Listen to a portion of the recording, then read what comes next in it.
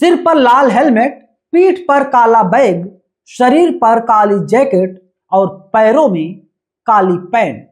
ये कोई और नहीं बल्कि कमल ध्यानी है, जिनकी उम्र 25 साल है।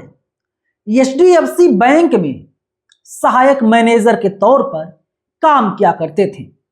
शाम को वे अपना काम खत्म करके अपने घर कैलाशपुरी की तरफ लौट रहे थे और वहीं पर एक 20 फीट गहरा गड्ढा खुदा था। ना तो कोई बैरिकेडिंग थी, ना कोई लाइट लगाया गया था, मतलब कुछ नहीं, सब भगवान भरोसे।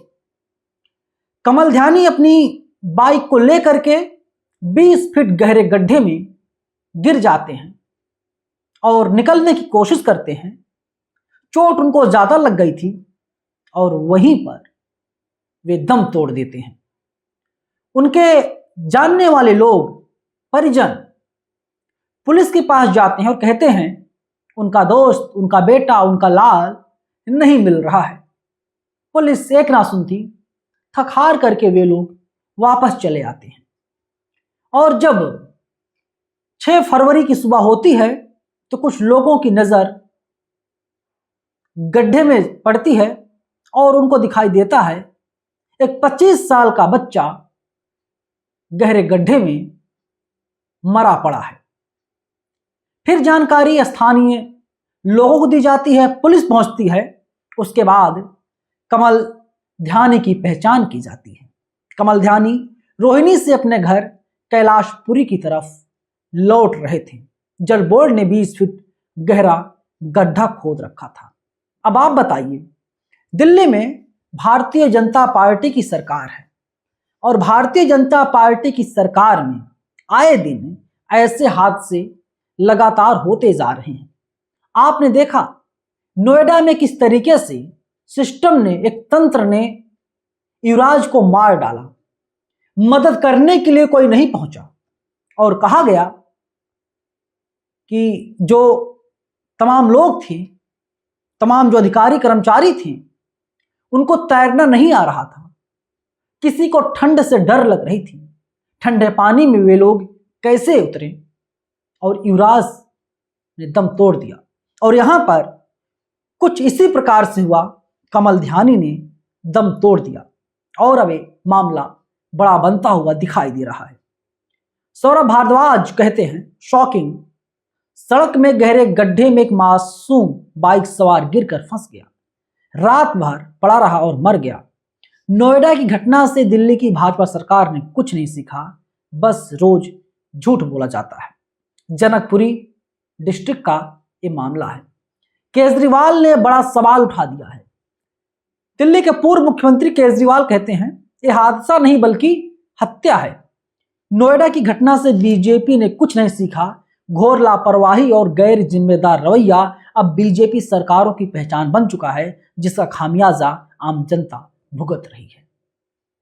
क्या गुनाह था, क्या गलती थी कमल ध्यानी की? इस नकारे सिस्टम ने मार डाला। इससे ज्यादा दुखद और क्या कुछ होगा? एक घटना जहां हुई है, जो मंत्री आशीष सूद हैं, उनके घर से 2.5 मिनट की दूरी पर ये गहरा गड्ढा था और दिल्ली जल बोर्ड के अधीन था। अब आप बताइए, उनकी लाश पड़ी रही तकरीबन 8-10 घंटे तक। जाहिर सी बात है, कमल ध्यानी जिंदगी और मौत के बीच संघर्ष कर रहे थे। मरने से पहले जब गिरे थे, ऐसा नहीं गिरते ही उनकी मौत हो गई होगी। हालांकि जांच रिपोर्ट जब वो सामने आएगी तब पता चलेगा। लेकिन अब सवाल है ना, ऐसे मामलों की जांच कौन करेगा, जांच कौन करवाएगा? राम राज्य है दिल्ली में।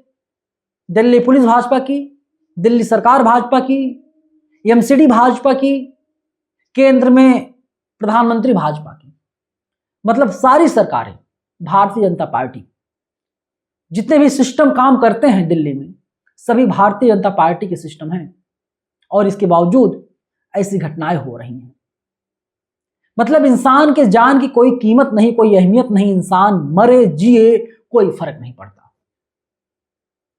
बगल में प्रधानमंत्री आवास है, मंत्री जी का घर है, और देश की राजधानी दिल्ली में ऐसी घटनाएं हो जा रही हैं। तो सोचिए, उत्तर प्रदेश, बिहार, झारखंड में ऐसी घटनाएं अगर होती होंगी तो मीडिया में नहीं आ पाती। पुलिस को क्या चाहिए था, प्रशासन क्या चाहिए था, जैसे ही मामले की जानकारी उनको हुई वे लोग जाते, कार्रवाई करते। लेकिन नहीं, एक गरीब का बच्चा है। कमल ध्यानी के पिताजी आईएएस, डीजीपी, डीआईजी, मुख्यमंत्री, उप मुख्यमंत्री नहीं है। मेहनत करके घर परिवार चलाते थे। एचडीएफसी बैंक में सहायक मैनेजर के पद पर काम कर रहे थे और उनको नकारे सिस्टम ने मार दिया और केजरीवाल इसको हत्या बता रहे हैं। आप लोग क्या कहेंगे कमेंट बॉक्स में जरूर लिखिएगा। घटना बहुत ही ज्यादा दुखद है।